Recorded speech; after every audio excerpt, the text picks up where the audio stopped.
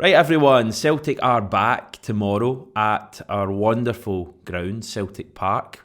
Back in league duty in a pretty tasty match, actually. One that rarely passes without some sort of incident. It's the match that you will almost certainly not know as the Battle of the Greens.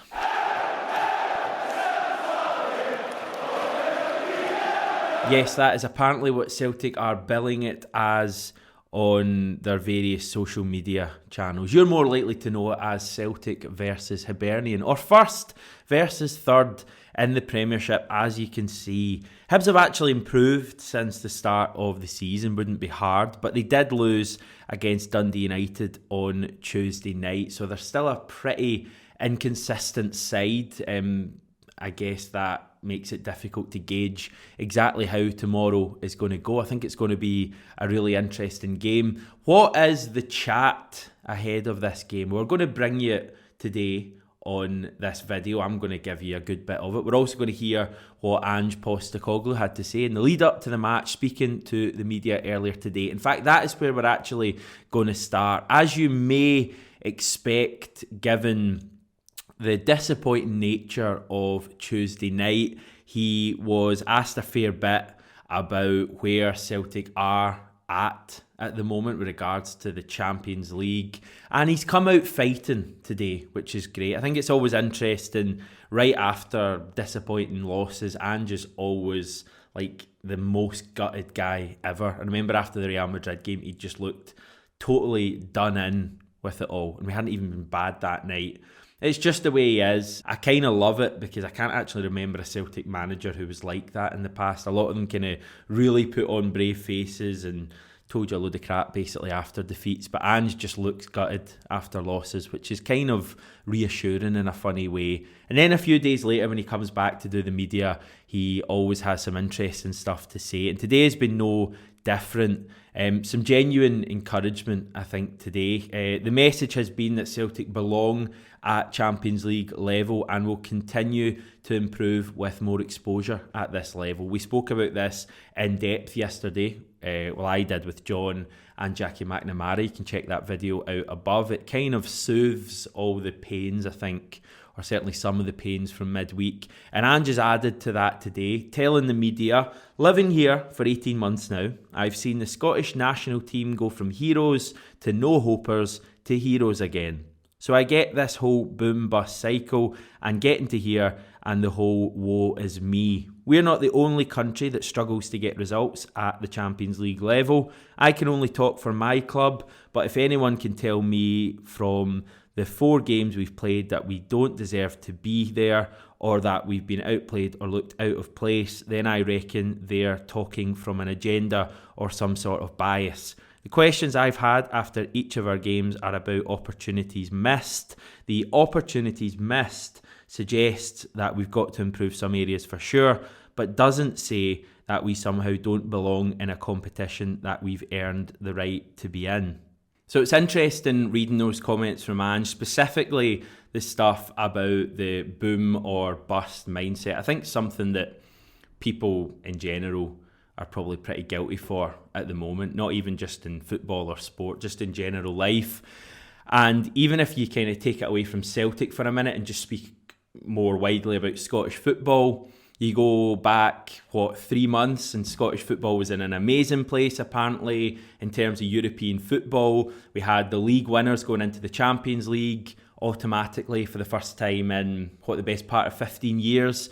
We had the third best team in Scotland being assured European group stage football until Christmas for the first time in, ever, possibly.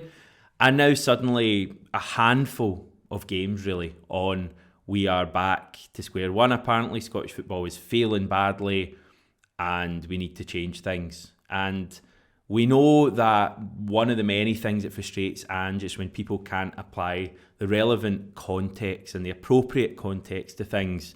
And I think context is quite important here. Scottish football, talking generally about the teams that are in group stage football this season, it hasn't been good enough. The teams have lost far too many games, but they've gone up a level and they're playing against, really tough teams. Celtic and Rangers in the Champions League and Hearts in the Conference League. Having said all that, having grouped them all together, there does seem to be a real desire from people to group all three together and basically say that Scottish football is failing badly.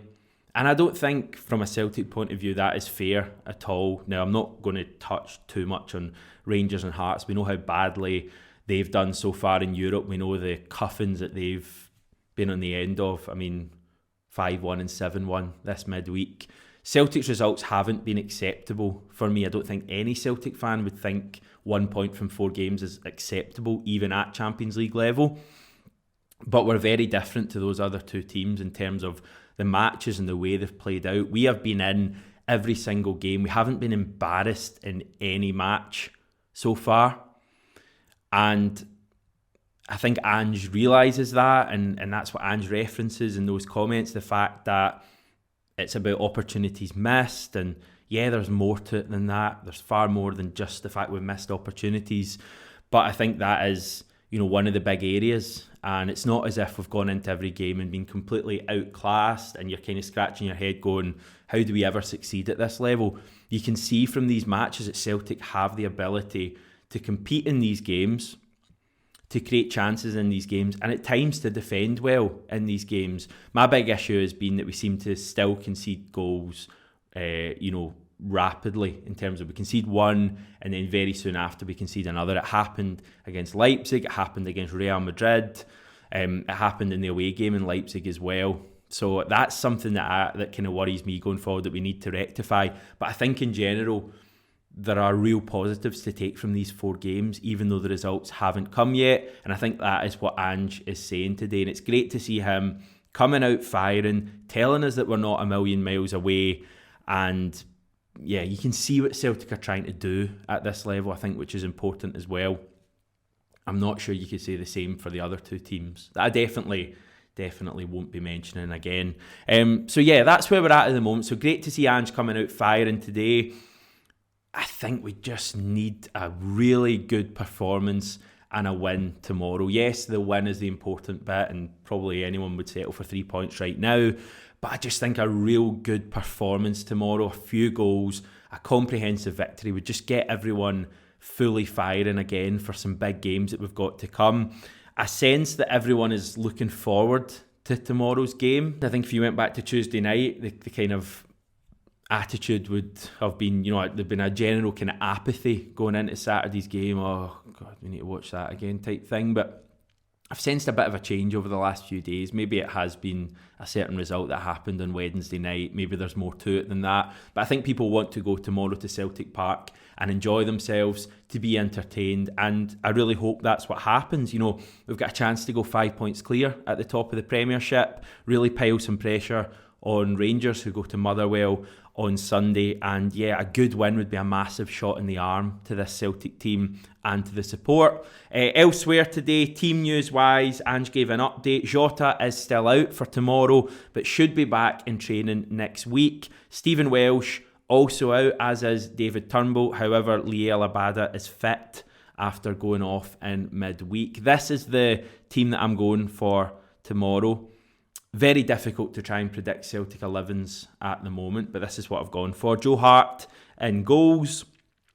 I've gone for Anthony Ralston at right back. Whether he'll come in or not, I'm not too sure. Maybe midweek at Fir Park's more likely for him, to be honest, but I don't think Juranovic's performances have been good enough lately, so I would put Ralston back in. I think Carter Vickers and Jens are pretty certain to start at the back, given that Welsh and Starfelt are out. Greg Taylor at left back. Midfield's tricky at the moment. I feel like this is the first time I've gone for Matt O'Reilly in that deeper position, so he almost certainly won't be in that position. We'll maybe see Moy or Abelgard starting there, but I am going for Matt O'Reilly, as you can see, with Haksabanovic and Hatate in front of him. And our front three, Liel Abada on the right, Dies and Maida on the left, and Kyogo through the middle. Wouldn't be against Giakoumakis starting the game either. James Forrest, I've heard people mentioning that he could potentially start.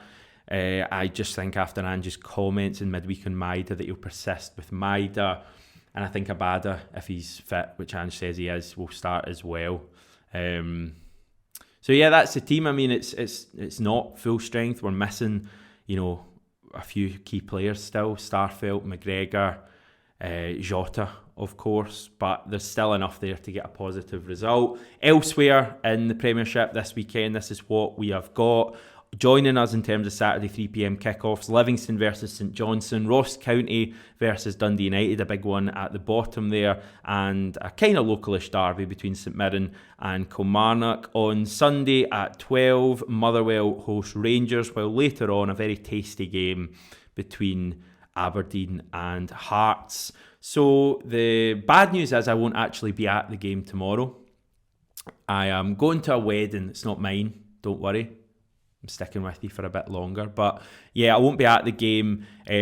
I believe we will still have something for you after the match, though I'm not sure quite what that is at the moment, but hoping for something. We are also going to be in the post-match press conference with Ange and a player after the game. Dave from the channel is going to that, so I will hopefully have the audio from that for you on Sunday's video. So yeah, enjoy yourself tomorrow. I'll certainly be having a few beers and I'll speak to you on Sunday. And just before I go, all the best to that hero behind me, Mikael Lustig, who has announced he will be retiring from football at the end of the 2022 season with AIK. That's why he's been hanging around kind of awkwardly, menacingly behind me throughout this video. So all the best, Mikael Lustig. In honour of Lustig, I'm going to finish the video for no apparent reason at all by trying to do 5 heady kind of keep you up. So I got this Champions League ball at the in midweek, one of the plus points of Tuesday night. So let's give this a go. Try again. See you later.